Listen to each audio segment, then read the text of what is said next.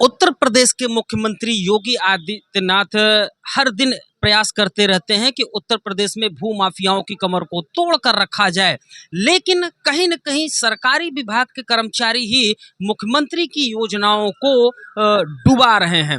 और आज हम आपके सामने एक ऐसा मामला लेकर आ रहे हैं जिसमें ये चीज दिखाई जाएगी कि किस तरह से वाराणसी में सरकारी विभाग का एक कर्मचारी लेखपाल इतने हौसले बुलंद है कि वो पूरी तरह से भूमाफिया की भूमिका में आ चुका है। नमस्कार दोस्तों, मैं कुमार चंद्रा स्वागत करता हूं आपका देश की बात पे।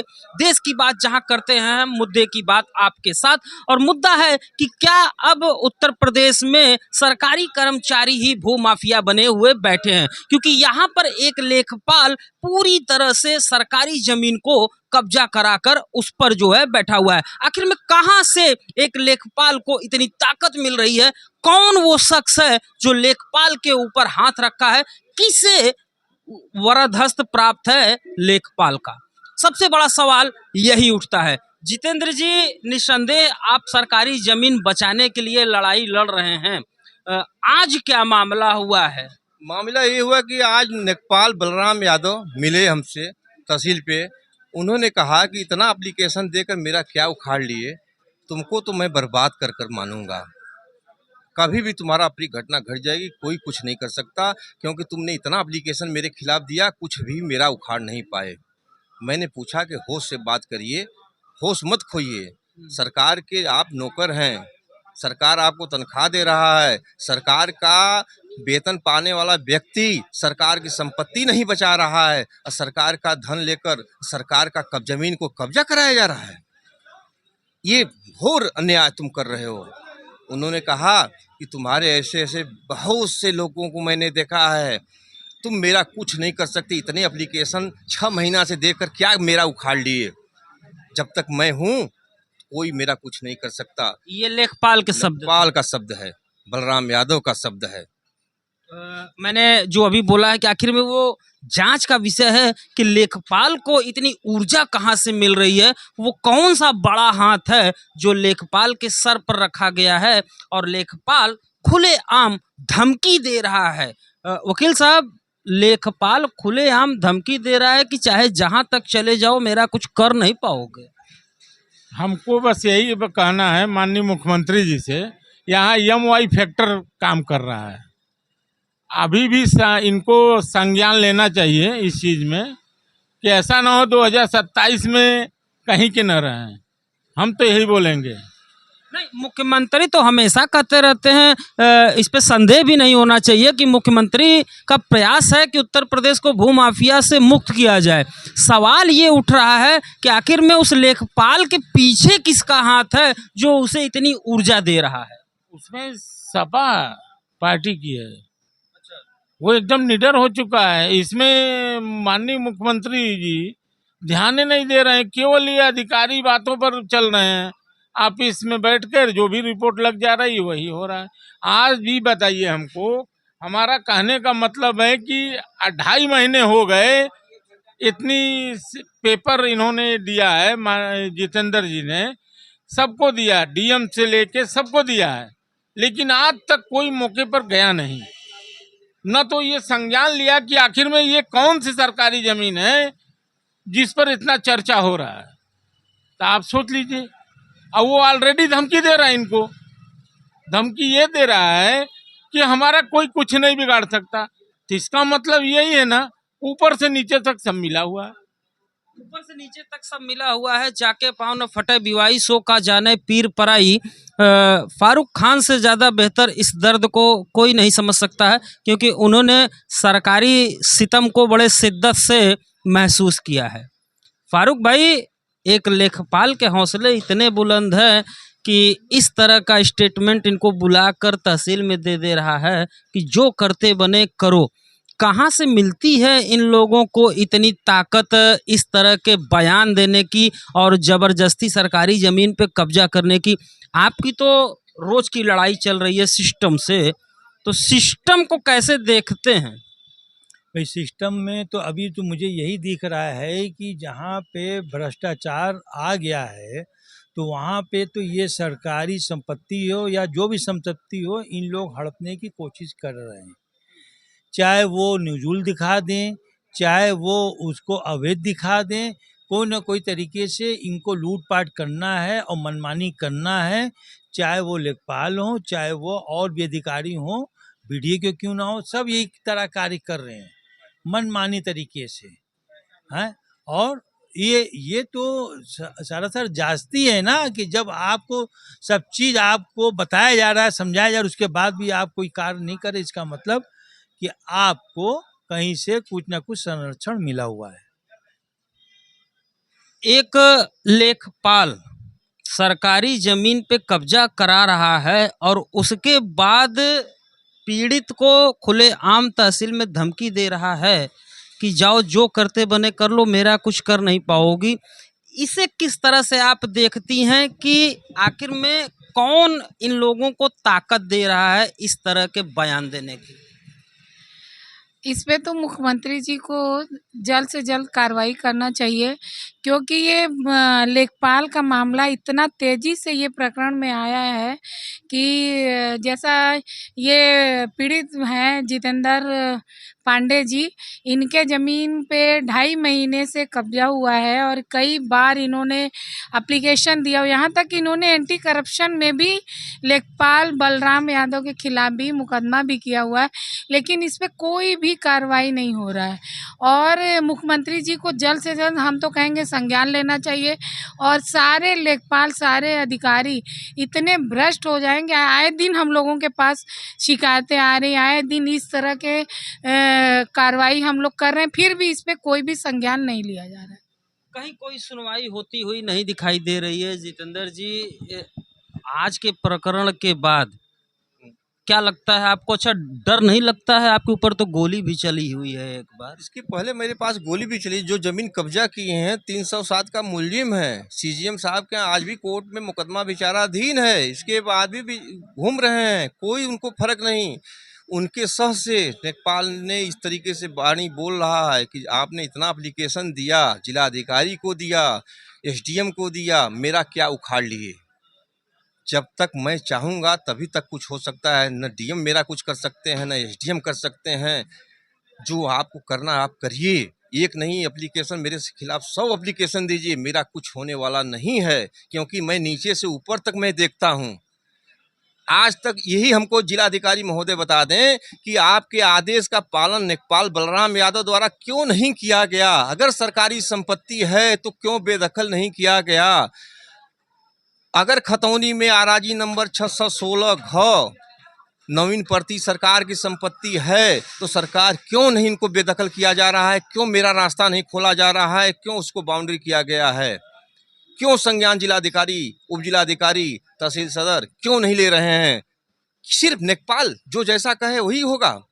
आपने कभी लेखपाल से खतौनी मांगा? जिलाधिकारी का भी होता है, एसडीएम साहब क्यों नहीं उसको तलब किए आज तक? इतना मैंने एप्लीकेशन दिया, जिलाधिकारी ने लिखा है कब्जा रहित करके अवगत कराएं 1 तारीख को, 1/1 को, उसके बाद भी कुछ कार्रवाई नहीं हुई। माने लेखपाल जो है वो लेखपाल है, जो लेखपाल कहेगा वही पूरा मानेंगे लोग। क्या यही जिलाधिकारी या एसडीएम या शासन प्रशासन का मंशा है कि कोई अप्रिय घटना घट जाए तब ये संज्ञान लेंगे? मुख्यमंत्री यही कहते हैं कि जितने भी भू माफिया हैं, जमीन को, सरकारी संपत्ति को मुक्त कराई जाए, वही सरकारी संपत्ति को कब्जा कराया जा रहा है इन्हीं के लेखपाल द्वारा। क्यों इस पर जिला प्रशासन संज्ञान नहीं ले रहा है? मामला क्या है? इतने के बाद भी आज तक न जिलाधिकारी न उप जिलाधिकारी, कोई तहसील का कर्मचारी आज तक कोई भी संज्ञान लिया? कभी नहीं लिया। क्यों नहीं लिया? इसके मुख्यमंत्री से ये निवेदन है, इस पर विचार करें, इसको देखें कि क्या घटना घटने के बाद, किसी के मौत के बाद ही इसको विचार किया जाएगा। यही इनकी मंशा है।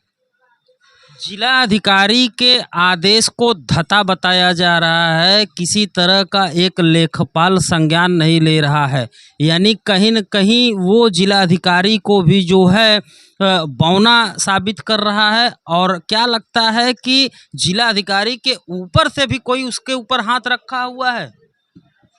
हम तो यही कहेंगे माननीय मुख्यमंत्री जी से, एक छोटा कर्मचारी जो डीएम को घुमा रहा है, सोचने वाली बात है। डीएम ने इस चीज को संज्ञान में लिया। अगर छोटी सी रिपोर्ट ही लगा दे रहा है कि ये नंबर ये नहीं ये है, तो उसके खिलाफ जांच बैठानी चाहिए ना कि आखिर में इसने जो रिपोर्ट दिया क्या इसने सही दिया या गलत दिया।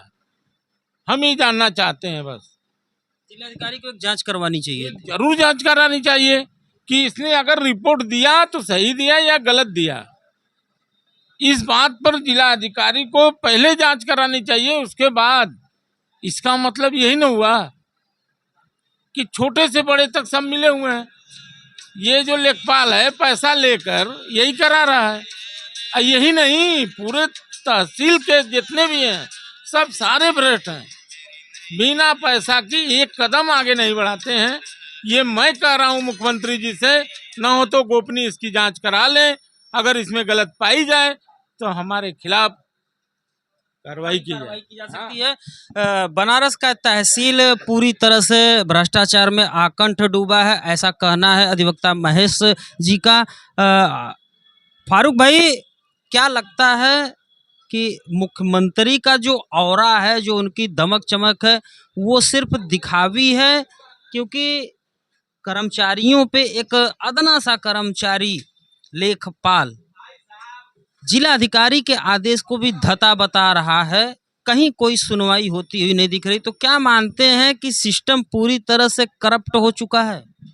देखिए, हमें तो ये लगता है कि हमारे मुख्यमंत्री जी को ये सब चीज़ें पूरी तरह संज्ञान में नहीं है। अगर संज्ञान में आती तो ये उसके ऊपर स्ट्रिक्टली कोई ना कोई एक्शन लेते हैं, क्योंकि उनको भी अंधेरे में रखा जा रहा है। जो उन्होंने आज के डेट में सिस्टम बनाया हुआ है वो सबके ऊपर लागू होता है। तो मैं अपने माननीय मुख्यमंत्री से ये कहूँगा कि इस चीज़ को आप गहराई से देखें, समझें और इसके ऊपर कोई ना कोई निर्णय लें। क्या लगता है कि सरकारी तंत्र पूरी तरह से भ्रष्ट हो चुका है? माननीय मुख्यमंत्री से तो हमारा यही निवेदन है कि इस संज्ञान को इस पे जल्द से जल्द लें। और तहसील, जैसा कि तहसील जो है पूरी तरह से भ्रष्ट हो गया। चाहे वो आय जाति निवास का प्रमाण पत्र बनाना हो, चाहे आपको दाखिल खारिज करवाना हो, चाहे कोई भी आप तहसील में अगर आप चले जाइए तो वहाँ पैसे की बोली लगती बिना है। पैसे के बिना तहसील में पैसे सुनवाई के नहीं है। नहीं, वहाँ पे कोई सुनवाई नहीं है। ये तहसील तो पूरी तरह से इतना, वहाँ कहते हैं कि शाम के समय अच्छा खासा वहाँ बोली लगता है। जो जितना पैसा देता है उस हिसाब से उनकी कार्रवाई होती है। और हमको तो लगता है इनके मामले में भी यही है। और जहाँ तक मुख्यमंत्री जी को पूरी तरह से जानकारी नहीं है और जिलाधिकारी जी के आदेश की अवहेलना हो रही है। और कार्रवाई जल्द से जल्द, अगर इस पे कार्रवाई नहीं होती है तो इसमें हम लोग कानून में और आगे भी कार्रवाई करेंगे। कहीं न कहीं सिस्टम का भ्रष्ट तंत्र उजागर होता हुआ दिखाई दे रहा है। फिर भी हौसले बुलंद है जितेंद्र पांडे के। जितेंद्र जी, आखिरी में संक्षेप में मुख्यमंत्री लगायत तमाम उच्च अधिकारियों को क्या गुहार लगाना चाहेंगे लेखपाल के विरुद्ध? हम तो ये चाहेंगे कि जिला अधिकारी के आदेश का क्यों अवहेलना हो रहा है। एक लेखपाल, इनकी ये औकात है कि जिला अधिकारी के आदेश का अवहेलना कर रहे हैं।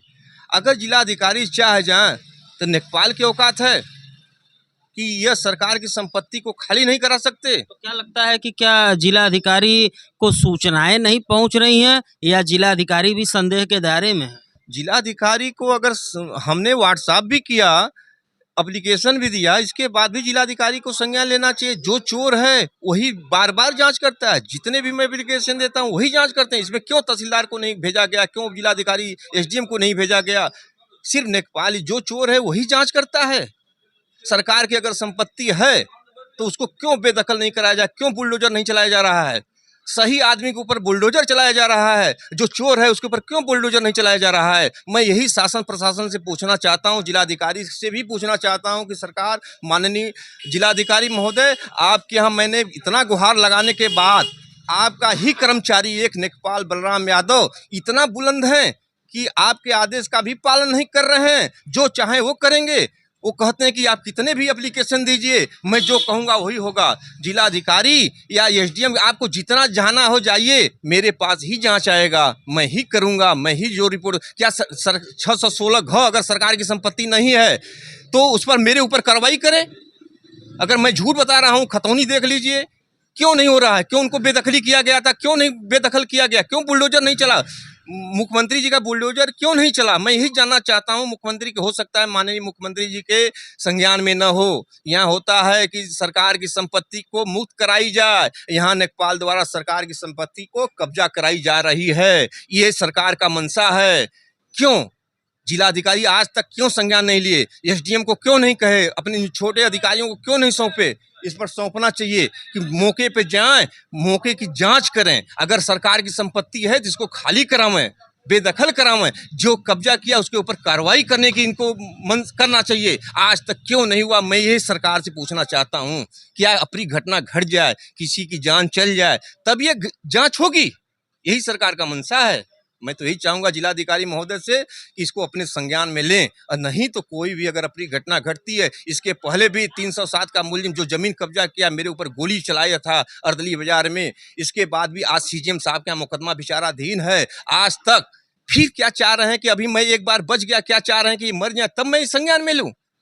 मैं तो यही चाहूंगा महोदय से, जिलाधिकारी महोदय से, उप जिलाधिकारी महोदय से, प्रधानमंत्री जी महोदय से और मुख्यमंत्री महोदय से इसको तत्काल संज्ञान लें। नहीं तो इसके बीच में अगर भी कोई भी मेरे परिवार के साथ अपनी घटना घटती है तो सारे अधिकारी सारे जिम्मेदार होंगे।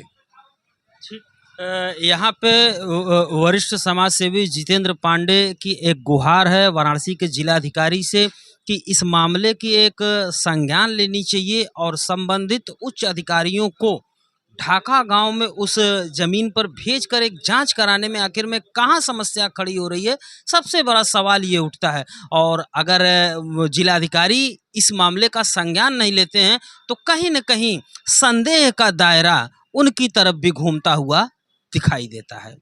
इसलिए तमाम ऐसे मामलों की एक जांच कराई जानी चाहिए। जो भी दोषी हो उस पर एक बड़ी और कड़ी कार्रवाई करनी चाहिए। हम उम्मीद करते हैं कि इस जानकारी मुहैया कराने के बाद वाराणसी जिलाधिकारी की तंद्रा नींद टूटेगी और वो इस मामले में एक जो जांच होनी चाहिए उसकी जांच करवाएंगे ताकि न्याय हो सके। और जितेंद्र पांडे जिस चीज़ को हमेशा कहते चले जा रहे हैं वो चीज़ें सामने आनी चाहिए, और अगर ज़मीन सरकारी है तो वो सरकार के खाते में वापस जानी चाहिए। तो यहाँ पर अधिवक्ताओं का एक बड़ा एलिगेंस आरोप निकल कर आया है सिस्टम पर। हम उम्मीद करते हैं कि शासन प्रशासन इसकी संज्ञान लेगा और उचित कार्रवाई को अंजाम देगा। वीडियो अगर समझ में आई हो दोस्तों तो सिस्टम पर करारा प्रहार करिएगा, वीडियो दूसरों तक जरूर भेजिएगा, क्योंकि बात जब दूर तक जाती है तभी कुछ बात बन पाती है। मिलते हैं इसी मामले की किसी और नई जानकारी के साथ। तब तक के लिए जय हिंद, जय भारत, नमस्कार। अपना बहुत ध्यान रखिएगा।